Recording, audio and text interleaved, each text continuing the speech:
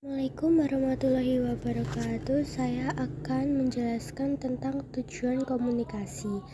Nama saya Nafiza Melovera dari OTKP 2. Isi presentasi saya yaitu meliputi 1. Pengertian tujuan komunikasi. 2. Pengertian komunikasi menurut para ahli. 3. Fungsi komunikasi. 4. Tujuan komunikasi. 5. Jenis-jenis komunikasi. Dan yang terakhir adalah kesimpulan. Pengertian tujuan komunikasi. Komunikasi adalah hal yang dilakukan manusia setiap harinya. Manusia berkomunikasi lewat lisan, tulisan, perilaku, dan gambar. Pengertian komunikasi menurut para ahli.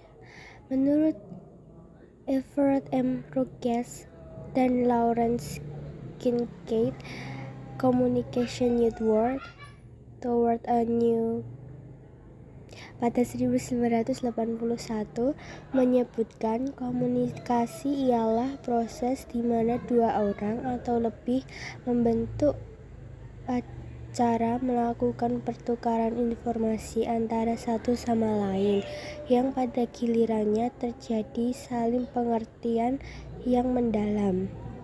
2. Menurut Shannon dan Weaver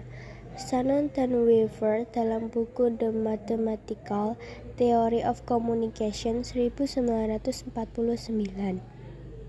Komunikasi yakni bentuk interaksi manusia yang saling mempengaruhi satu sama lain secara sengaja dan tidak sengaja. 3. Menurut Bernard Pearson dan Gary A. Steiner dalam buku Human Behavior pada 1964 menyebutkan bahwa komunikasi merupakan proses transformasi informasi, gagasan, emosi, keterampilan, dan lain-lain melalui penggunaan kata, angka, simbol, gambar, dan lain sebagainya.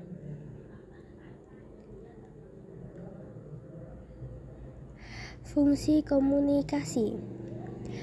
Ada 4 fungsi komunikasi, yaitu sebagai berikut. 1. Menyampaikan informasi. Komunikasi memungkinkan manusia menyampaikan informasi, misalnya ilmu pengetahuan yang disampaikan melewati buku, berita yang disampaikan lewat televisi, hingga informasi pribadi yang disampaikan lewat media sosial. 2. Mendidik. Manusia tumbuh menjadi pribadi yang baik karena didikan yang disampaikan lewat komunikasi. Saat bayi, ibu akan berkomunikasi dengan anaknya sehingga anak tersebut paham akan bahasa. 3. Menghibur. Komunikasi dapat menjadi alat untuk menghibur seseorang, misalnya penyampaian rasa simpati ketika seseorang bersedih, buku motivasi yang menghibur, acara televisi yang menyenangkan, juga musik dengan lirik penyemangat. Semua merupakan bentuk komunikasi. 4. Mempengaruhi. Komunikasi dapat mempengaruhi tindakan dan pemikiran seseorang, sehingga lahirlah peribahasa tak kenal maka tak sayang. Peristiwa mengenal dilakukan dengan komunikasi. Contoh lainnya adalah sosialisasi kesadaran lingkungan, yaitu bentuk komunikasi yang mempengaruhi orang lain untuk peduli pada lingkungan. Selanjutnya ada tujuan komunikasi. Apa sih sebenarnya tujuan komunikasi itu? Tujuan berkomunikasi untuk mengubah sikap, pendapat, perilaku, dan sosial. Komunikasi dapat berubah sikap, pendapat, dan perilaku seorang hingga sosial masyarakat seseorang sesuai dengan informasi yang disampaikan oleh pemberi informasi.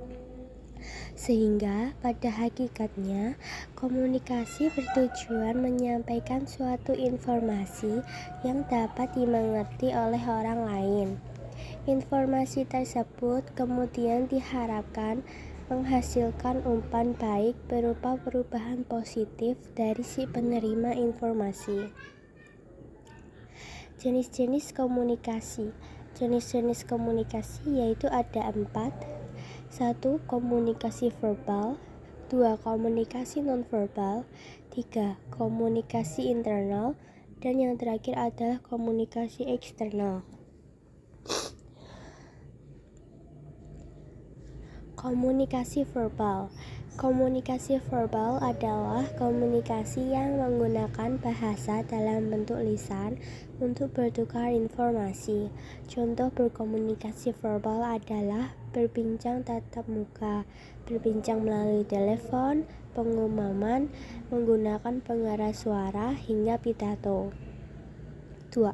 Komunikasi nonverbal.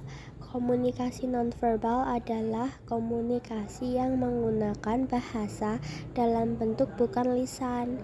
Contoh komunikasi nonverbal adalah komunikasi melalui tulisan seperti surat menyurat, membaca buku, koran, juga website. Bahasa isyarat juga merupakan bentuk komunikasi nonverbal karena tidak menggunakan lisan melainkan isyarat tubuh. Berdasarkan ruang lingkupnya, komunikasi dibedakan menjadi komunikasi internal dan komunikasi eksternal. Komunikasi internal. Komunikasi internal terbagi menjadi 3, yaitu komunikasi vertikal, horizontal, dan diagonal.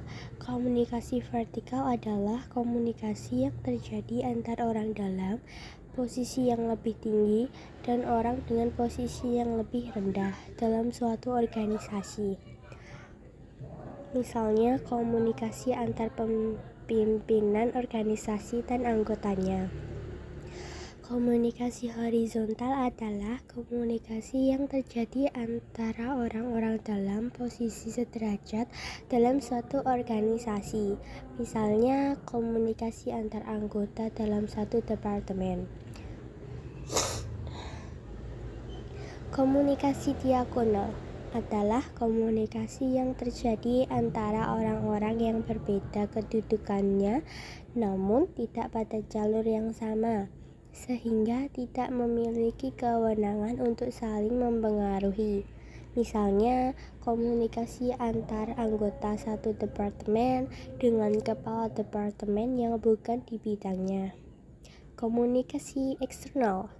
Adapun komunikasi eksternal adalah komunikasi yang terjadi antara organisasi dengan lingkungan di luarnya. Misalnya komunikasi perusahaan dengan masyarakat sekitar.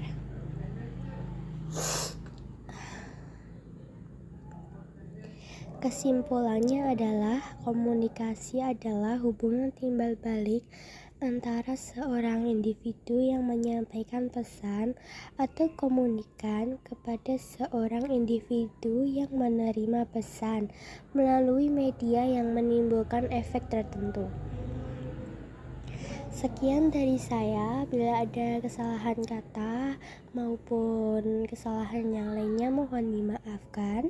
Wassalamualaikum warahmatullahi wabarakatuh. Terima kasih.